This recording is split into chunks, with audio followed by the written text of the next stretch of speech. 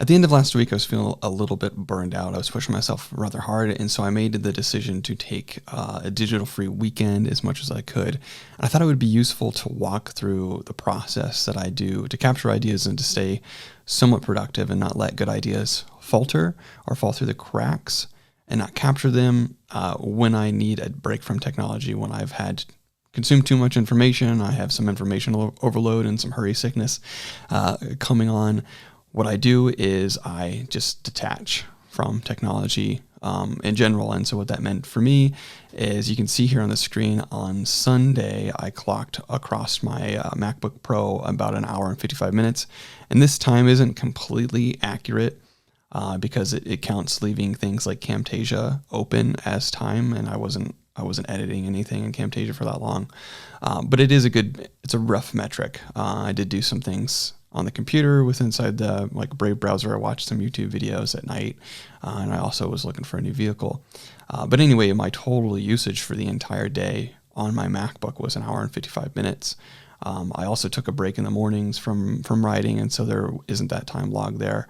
And I don't have a smartphone, but I don't use it as my primary. I actually have a light phone, which is kind of a version of a dumb phone. But I do still have it, and what I do is I leave it in the kitchen, my old iPhone, and I'll listen. Mostly it's a media player. I listen to Spotify with it, but I'll sometimes check things online. And so you can see that I had a total of 10 minutes of usage for my iPhone in that. Now, what I do on weekends that I do that, and most of the time when I'm away from the computer, because I don't have a smartphone with me 24/7, is I carry a Pocketbook. So I got this moleskin Pocketbook from my employer when I joined, and I'm about halfway through it. And what I do is I log all those ideas. Instead of trying to make that show up in the webcam, I'm just going to write them down in a note. So this is basically 2 or 3 pages of that little pocket notebook. And I just keep that in my back pocket with a pen that's about the size of that notebook. And here are just some things that I wrote down. These are fleeting notes that just came into my head as I was either reading something or just thinking. So the very first part of this was, there's an essay that I'm working to write, which is actually a constraint that I have, which is learning to write fast. And here are the sources of books that I'm currently reading or have read that are helping me to write fast. I've gone from, and this isn't every day, but I've gone from writing 100 words in an hour to 1,500 words in an hour by and what I'm trying to do is create a system that allows me to maintain that, or at least kind of make that a more routine thing. It's in a kind of a one-off, but there's just a list of books that I wanted to put in there as resources or sources from where I got this information. And so I wrote that down as a bullet list in the notebook. And then I had just a random idea of consumption strategies. So I've been doing a lot of research around information overload and the ways that you mitigate that. And the idea that came to me was, we need some kind of consumption strategy when it comes to online activity, whether that be a Reddit forum or a Facebook feed or what have you. We actually need to think about the way that we consume information, because I learned in a research paper about information overload, the top reason that information overload occurs, or the risk, is people don't have information retrieval strategies. And I think it needs to be taken a step further with the idea of a consumption strategy. And it's nothing beyond this idea right now, but I wanted to write it down and capture it. And then I also had some time to ponder about the manuscript that I've been working on. And I was like, maybe part 3, which is titled Reintegration, doesn't actually need to exist. Cutting a third of the book off, which is something that an MVP, minimum viable product, when you're thinking everything through that lens, you have to question constantly, what is worth the activity. And I realized in asking that question that the last part of the book I'm currently working on is actually part of the second book idea that I have, that I've been working on as I've been taking smart notes and just building up resources for it, called Systems of Productivity. And therefore, I just cut off a third of what I thought I had to write for the current book I'm working on. And then I also constantly stumble upon this book, Range: Why Generalists Trump in a Specialized World. It came up in a mentor session on Friday, and it came up over the weekend and just some reading. And so I wrote this down. I was like, I really need to read this book for Reclaim, because it perfectly ties up a chapter that I'm working on. And then the first 20 hours, it's a book that I read many years ago, but I found it just kind of popped in my head as I was, going throughout my day and not distracted by anything, that, hey, this is actually a really valuable principle to take back kind of your time and attention is, just dedicate 20 hours and shut everything else out. Which then led to further ideas of, hey, I actually need to rebuild my reading lists for both books that I have. And so what I do is I maintain what I call a kind of learning queue or reading list or resources, and Ulysses and other things are called material sheets, where I just keep a list of all the books and articles that are interesting to me and pertain to that project. And then I read it in the ebook form twice, and I can never get through it. I struggle completing ebooks. And so a mental note to purchase and reread Irresistible, which is a book. And then a vast majority of this that I just read you came to me when I sat down in the morning. I'd woken up, I told myself I wasn't going to use technology, I wasn't going to write or do anything like that. And so I went and worked out right away when I woke up at 5, and then I was done by 6. And so I just sat for about an hour until my family was up and enjoyed a cup of coffee and thought with my notebook. And I read a little bit. And so I was like, I should do these checkpoints more often, was the general idea, is to plan some thinking mornings. Bill Gates famously has a think week. I think other people of his status have that. I don't have the luxury to take just a week off to go think, but I can definitely do a morning. And then as I was reading a book called A Writer's Time, I was introduced to this concept of an agenda, and creating a timeline. And so I wanted to reevaluate that for my current project. And then I also had an idea of, I've been learning about P.A.R.A, and there's this, idea of resource notes or a resource section. And I've been a bit confused because there is a difference when you use Obsidian, because Obsidian is all link-based and folders are really just kind of like where you put things. Where P.A.R.A is, I think it was developed in an Evernote system. So notebooks are actually, how you categorize and find information. And it's a little bit different in Obsidian because it's all link-based and everything is kind of at the flat note level. So I said, can you make a folder note, also a note in Obsidian, a note in Obsidian, so that way I could have like a landing page for content development that categorizes all this. And in asking that question, I actually answered it for myself, which is G-resource folders or resource notes, which are these that you see here. So there's one on Bloom's taxonomy. This is something that I commonly reference for my technical writing. Do they need a folder in this resources? And I was like, actually, perhaps I can just create content development as a note,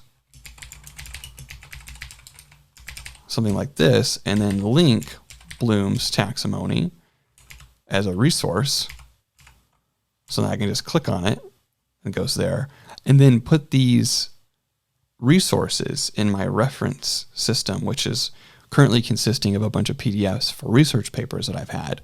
And what that then does is if I move content development here in resources and that into reference, I would have just a note to go to in my resources, or it would be even easier to do, content development and search and find it that way versus having to go over to the nav, and that improves the navigation experience with inside Obsidian. And so that was a great insight that I've had that I'm going to implement and redo all of these folders inside resource for my P.A.R.A system. And then I had a quote that I really liked, which was quit wasting time, or wasting time is wasting yourself. And then a note to myself, which is start reading multiple books at once, because my capacity to digest information in a particular area is less than my capacity to read. So I have more time and attention available to read, but I found myself putting down my current book throughout the day and choosing not to read just because I was kind of overwhelmed by the amount of information that I was consuming. And so the idea is like, maybe I could read a sci-fi novel while reading a book about writing, or reading a book about researching whatever I'm doing and about the craft of writing, kind of multi-threading the reading there because I have more capacity. Now, these are all the notes that I've taken. Now, what do I do with them once I've taken them and I put them in here? Now, again, I don't transfer physical notes to this digital version. What I do is I just move them straight into where they go. I did this just so that you could see what it is. So what I would do is, instead of typing this here, I have a project note called Learn to Write Fast in my drafts. And here's the reading list. Some of them are already on there. So I'll just update that. So that's done. So this is a kind of an outline project note. It's over here in projects and drafts. You can see it here. And this is just where I'm putting permanent notes that I take and resources that I have that are going to build up into this essay that I'm working on. The next thing is this consumption strategies is an idea. And what I'd probably do is move this into my reclaim outline. So again, same concept as the outline of the essay, but I'm doing it for a book.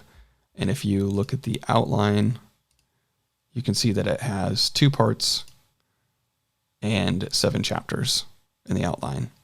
So what I would do is, this is consumption strategies.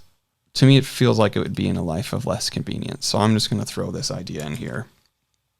And typically what I do is, like, I know this is going to be a permanent note eventually, and I'll just put it in the brackets of that and have it as an uncreated note. And the reason for this is now it becomes searchable. So if I look at consumption strategies, I can see that it's asking me to create that note, and I can search on it and find where it is through the backlinking. So that takes care of that. Maybe part 3 of Reclaim doesn't need to exist. I already took care of that. So if we look at, go forward. I had another section in here, part 3. Reintegration. And I basically took all the notes that I had and I found a better home for them. Some of these are those notes inside this outline. And I took some time to make the outline a little bit more clear and crisp, but I took the chapters and the notes that I had from part 3 and I moved them into part 2, and it actually made a big difference in the outline and showed me that I'm much closer to finishing the book than I originally thought. So that's that. So we can just, kind of mark that off. So check mark there. And then what if I move part 2 with part 1, making each chapter a tutorial was another idea I had. In re-examining the manuscript, I found that that would probably not be a good idea, because what I'm trying to do in the book is create a narrative and a story. And if you end every story with the conclusion, then it's kind of like a bunch of short stories. And I didn't, turned out that wasn't a good idea. So I'm not going to do that. And so typically what I'll do in the notebook is I'll cross off the notes. And then here, reclaim resources, range in the first 20 hours. Very similar to the other stuff.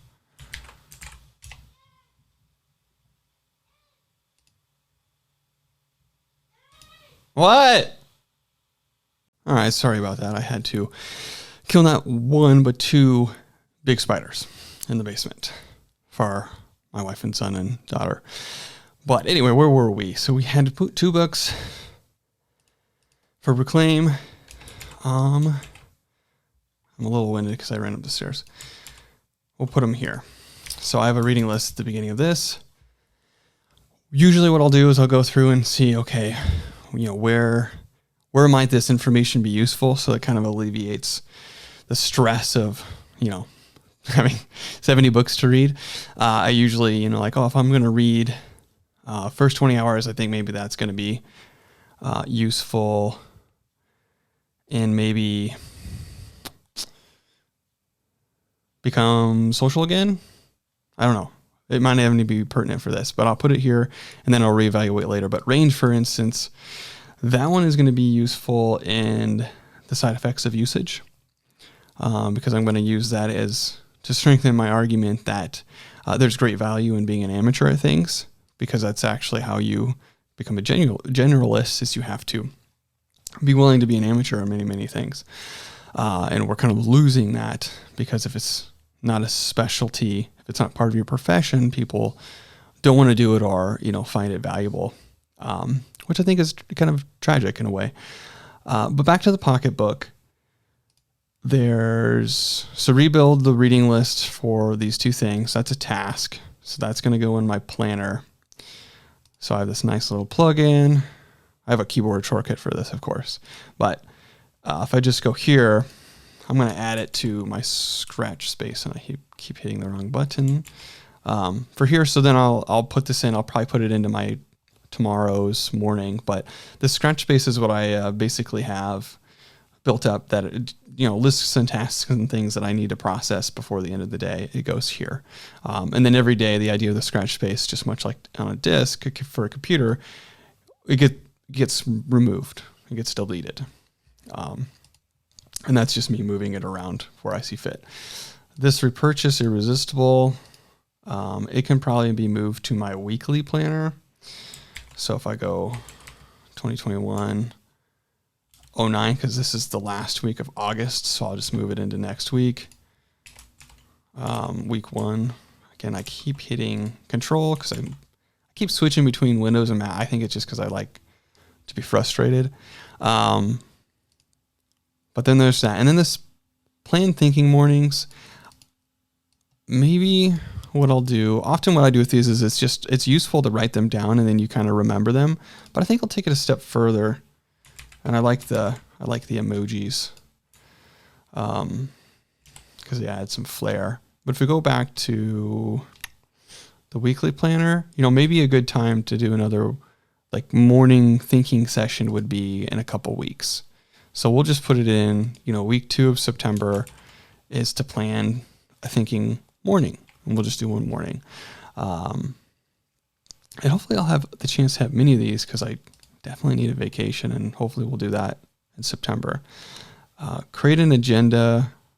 Again, this is a task, and I feel like that is important to do relatively soon. So again, I'm just going to put it in the scratch space. Again, so like I constantly have like little queues of things to process, and I do that by like what's relevant and has more priority. And so the scratch space today means I'm going to have to process this again. Like it takes a little bit more time than what I want to take in this video. So I'm going to put it in my scratch space and I will process it at the end of the day.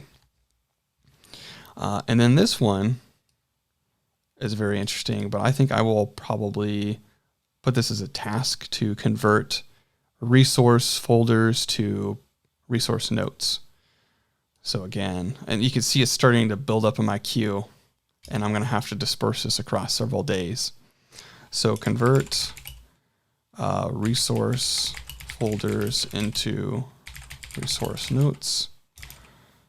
And then this is actually pretty interesting. So I'm trying to combine Obsidian with Smart Notes. So I'll probably want to do is add a note for defining what a resource note is. So if I want to have another term added to my Smart Notes philosophy, I should probably catalog that in my knowledge base, which if you open up my Slipbox, this is my very meta permanent note or Zettel on Smart Notes that is then linked to this. And so the idea that I just logged there as a task is to create another note like this about the project notes, probably pull in that conversation that I had with myself essentially about, like in Obsidian, I don't really need a folder. I just need a note, and I'll put them into the reference system. I can log that in here to kind of remind me why I'm doing that. But this extra effort that I'm putting in there isn't just for me. It's because I want to help whatever learnings that I can extract from building this system. I want to be able to share. And so it's important for me to put in the extra effort to write the notes and to log them that way. So when I go to create content from that, I have a plethora of information. And then I think we're almost to the end of the Pocket Notebook. Yep. So that we can just kind of check that off. Delete this stuff. Wasting time is wasting yourself is a cool quote. I don't know what I'll do with that. I guess I could put it in scratch space and tag it as a quote. So that's one thing that I do is I build dynamic lists of things. And so here would be an example where I would just throw this in to the scratch space. And then I would tag it with something like collection. quote. So then I could go over here and I could find in the tag panel, I could find all my quotes. And then from here, you can see on the 30th of August, I wrote down that quote. And then this one, this is just kind of like a mental note. I'm not going to do anything with it. I'll probably, leave it in the pocket notebook, but it was just worthy of writing down so I understood it. But this is very easily solved to just buy another book or pick up one of the 10 or so books that's on my bookshelf back there that is waiting for me to be read, or for me to read it. But that's the general idea. I find it rather interesting and slightly comical that people get so excited about having Obsidian on their, it doesn't matter whatever tool it is, but Obsidian on your mobile phone, because I actually find a lot of great value in capturing the information and processing it later. Whereas if you have that physical, or if you have the access to your application, a lot of things that are good ideas you're not going to capture because they immediately require you to process them. And so you can use the digital system for sure. And if that adds a lot of convenience, do that. But one thing that's been super helpful for me is to separate the phases, right? So you have collecting and then you have processing, and having those distinct separate time blocks has really helped me to be more productive and not to be overwhelmed with the things. But you can get away even in this connected digital age with a physical notebook to capture ideas, and actually improves my productivity. I hope that you found this video useful. I hope that it encourages you to take a digital free weekend.